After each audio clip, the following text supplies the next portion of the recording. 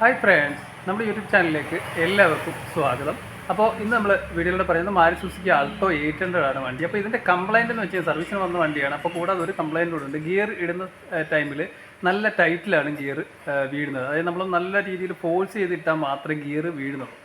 അപ്പോൾ അത് എന്താണെന്ന് നോക്കാം. അതായത് എല്ലാ ഗിയറിനും അതേ രീതിയിലുള്ള ടൈറ്റാണ്, അതായത് ഞെരുങ്ങി വീഴുന്ന പോലുള്ള ഒരു ഫീലും കാര്യങ്ങളുമാണ് കിട്ടുന്നത്. അപ്പോൾ അതെന്താണെന്ന് നമുക്ക് നോക്കാം. അപ്പോൾ വണ്ടിക്ക് ഉള്ളിൽ വന്നിട്ടുണ്ട്. നമുക്കിപ്പോൾ ഗിയർ ഒന്ന് ഇട്ട് നോക്കാം.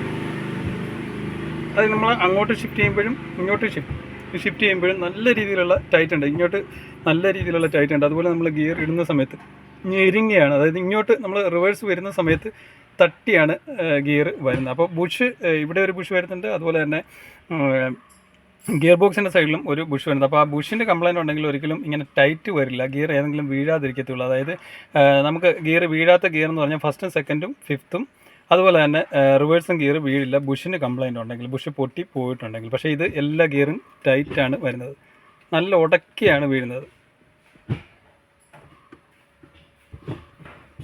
കണ്ടോ, ടക്കെന്നൊരു സൗണ്ട് വരെ ഗിയറിൻ്റെ ഭാഗത്ത് കേൾക്കുന്നുണ്ട്. ടക്കെന്നൊരു നല്ല രീതിയിലുള്ള ഒരു ഒച്ച വരെ കേൾക്കുന്നുണ്ട്. അതുപോലെ തന്നെ എല്ലാ ഗിയറും ടൈറ്റാണ്. ഇങ്ങോട്ട് നമ്മൾ റിവേഴ്സ് ഇടാൻ പോകുമ്പോൾ നല്ല ഫോഴ്സ് ചെയ്താൽ മാത്രമേ റിവേഴ്സ് വീഴുള്ളൂ. നല്ല സൗണ്ടും കേൾക്കുന്നുണ്ട്. അപ്പോൾ അത് എന്താണെന്ന് നോക്കാം. നമുക്ക് ആദ്യം പോയി ഗിയർ ബോക്സിൻ്റെ കണക്ടറിൻ്റെ ഭാഗത്ത് നമുക്ക് എന്താണ് സംഭവിക്കുന്നതെന്ന് നോക്കാം ഗിയർ ഇടുമ്പോൾ. ഇപ്പോൾ എഞ്ചിൻ റൂമിലോട്ട് വന്നിട്ടുണ്ട്. ഇവിടെയാണ് ഇതിൻ്റെ കണക്ടറിൻ്റെ ഭാഗം വരുന്നത്. ഇതാണ് ഇതിൻ്റെ സെലക്ടർ വരുന്നത്. ഇവിടെയാണ് ഒരു ബുഷ് വരുന്നത്, ഇവിടെയാണ് ഒരു ബുഷ് വരുന്നത്. ഇത് കോമൺ ആയിട്ട് ഡാമേജ് ആവുന്നതല്ല, പക്ഷേ ഇത് കോമൺ ആയിട്ട് ഡാമേജ് ആവുന്ന ബുഷാണ്. പക്ഷേ അതിന് വേറെ പ്രശ്നങ്ങളോ കാര്യങ്ങളോ ഒന്നും ഇല്ല. നോക്കുന്ന സമയത്ത് ആ ബുഷിന് വേറെ പ്രശ്നങ്ങളോ കാര്യങ്ങളോ ഒന്നുമില്ല. അപ്പോൾ നമുക്ക് ഗിയർ ഒന്ന് ഇട്ട് നോക്കാം. ഗിയർ ഒന്ന് ഇട്ടേ, സെക്കൻഡ് ഇട്ടേ, തേർഡ്, ഫോർത്ത്, ഫിഫ്ത്ത് കൂടെ ഇട്ടേ. നല്ല ടൈറ്റ് അല്ലയോ? ഗിയർ നല്ല രീതിയിലാണ് ഇപ്പോഴും ടൈറ്റ് വരുന്നത്. അപ്പോൾ അതിൻ്റെ കാരണം എന്ന് വെച്ച് കഴിഞ്ഞാൽ നമുക്കിതിനകത്തോട്ട് നോക്കിയാൽ മനസ്സിലാവും. ഈ ഭാഗത്ത് ലോക്ക് കറക്റ്റ് മെറ്റലിലാണ് കിടക്കുന്നത്, കറക്റ്റ് ലോക്കിലാണ് കിടക്കുന്നത്. പക്ഷേ ഈ ഭാഗത്തോട്ട് നമ്മൾ നോക്കിക്കഴിഞ്ഞാൽ ഗിയർ നിട്ടേ,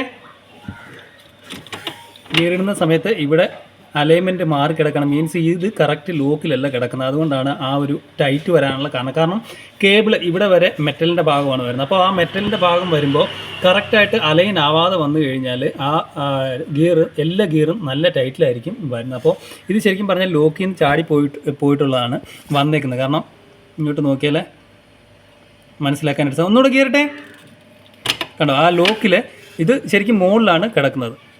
ഇത് ശരിക്കും താഴോട്ട് ഇറങ്ങിയിട്ട് വേണം അത് ലോക്കിൽ വീണ് കിടക്കാനായിട്ട്. അപ്പോൾ നമുക്കത് കറക്റ്റ് ലോക്കിലിട്ടിട്ട് ഗിയർ ഫ്രീ ആണോ എന്ന് നോക്കാം. നമുക്ക് ഇതിപ്പോൾ കറക്റ്റ് ലോക്കിലിടാനായിട്ട് ഈ ഭാഗം ബാക്കിലോട്ട് വലിക്കുമ്പോൾ ആ ലോക്ക് ഫ്രീ ആവും. ഇതിനുള്ളിലാണിത് കറക്റ്റായിട്ട് കയറി കിടക്കേണ്ടത്. നമ്മൾ താഴോട്ട് പ്രസ് ചെയ്യുക, വിടുക, വിട്ടിട്ട് നമ്മൾ മുകളിലോട്ട് വലിച്ചു നോക്കുക, കറക്റ്റ് ആണോ നോക്കുക.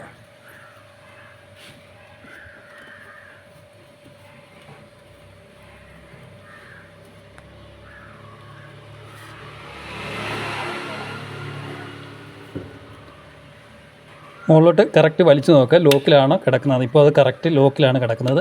നമുക്ക് നോക്കിയാൽ മനസ്സിലാവും. ഈ ഗേജ് ഈ ഇതിലെ ലോക്ക് കറക്റ്റ് ഇങ്ങോട്ട് വന്നാൽ മാത്രമേ ഇത് കറക്റ്റായിട്ട് എൻഗേജ് ആയിട്ട് നിൽക്കുകയുള്ളൂ. എന്നിട്ട് ലോക്ക് ഇട്ടതിന് ശേഷം നമ്മൾ മുകളിലോട്ട് വലിച്ചു നോക്കുക, അത് ലോക്കിലാണോ കിടക്കുന്നുണ്ട്. അപ്പോൾ മുകളിലോട്ട് ഫ്രീ ആയിട്ട് വരുന്നുണ്ടെങ്കിൽ അത് ലോക്കിലല്ല കിടക്കുന്നത്. അപ്പോൾ ഇത് കറക്റ്റ് ലോക്കിലാണ് കിടക്കുന്നത്, ഇത് കറക്റ്റ് ലോക്കിലാണ്. ഇപ്പോൾ രണ്ടും ലോക്കിലാണ് കിടക്കുന്നത്. അപ്പോൾ ഇനി നമുക്ക് ഗിയർ ഒന്ന് ഇട്ട് നോക്കാം. അപ്പോൾ അത് കറക്റ്റ് ലോക്കിലിട്ടുണ്ട്. ഗിയറെല്ലാം ഒന്ന് ഇട്ടേ, എല്ലാ ഗിയറും ഒന്ന് ഇട്ടേ.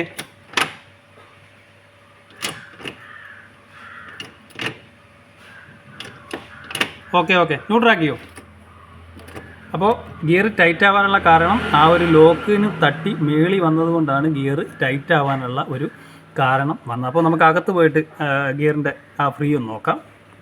അപ്പോൾ നമ്മളിപ്പോൾ വണ്ടിക്ക് ഉള്ളിൽ വന്നിട്ട് ഇപ്പോൾ നമ്മൾ നോക്കിക്കഴിഞ്ഞാൽ നല്ല ഫ്രീ ആണ്. അപ്പോൾ ഇത് ലാസ്റ്റിലോട്ട്, അതായത് ഫിഫ്ത്ത് റിവേഴ്സും വീഴുന്ന ആ പോർഷൻ നല്ല ഫ്രീയിലാണ്, അങ്ങോട്ടും നല്ല ഫ്രീയിലാണ് നിൽക്കുന്നത്.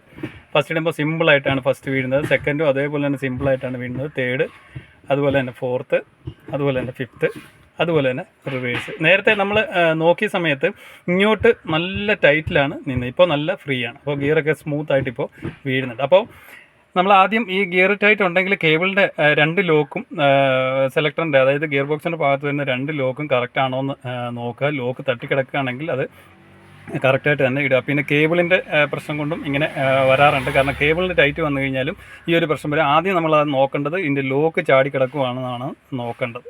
മാരുതി ആൾട്ടോ 800ൻ്റെ നമ്മുടെ ഗിയറിൻ്റെ ടൈറ്റിനെ കുറിച്ചാണ് നമ്മൾ ഈ വീഡിയോയുടെ മനസ്സിലാക്കിയത്. അപ്പോൾ സംഭവം നമ്മൾ കണ്ടതാണ്, ഗിയറിൻ്റെ കേബിളിൻ്റെ ലോക്ക് മുകളിലോട്ട് തട്ടിപ്പോയതാണ് അതിന് വന്ന കംപ്ലയിൻറ്റ്. അപ്പോൾ തട്ടിപ്പോയിട്ട് കഴിയുമ്പോൾ നമ്മുടെ അലൈൻ കറക്റ്റ് ആവാതെ വരുമ്പോൾ ഗിയർ കടിച്ചു പിടിക്കുന്ന പോലെ ഫുൾ ടൈറ്റ് ആയിരിക്കും, എല്ലാ ഗിയറും ടൈറ്റിലായിരിക്കും നിൽക്കുന്നത്. അപ്പോൾ ഈ ആൾട്ടോ 800 നല്ല കേബിൾ ടൈപ്പിനൊക്കെ ഇത് ലോക്ക് ചാടി കിടക്കുകയാണെന്നുണ്ടെങ്കിൽ ഈ പറഞ്ഞ പോലെ ടൈറ്റും കാര്യങ്ങളൊക്കെ ഉണ്ടാവും. Okay, thank you for watching.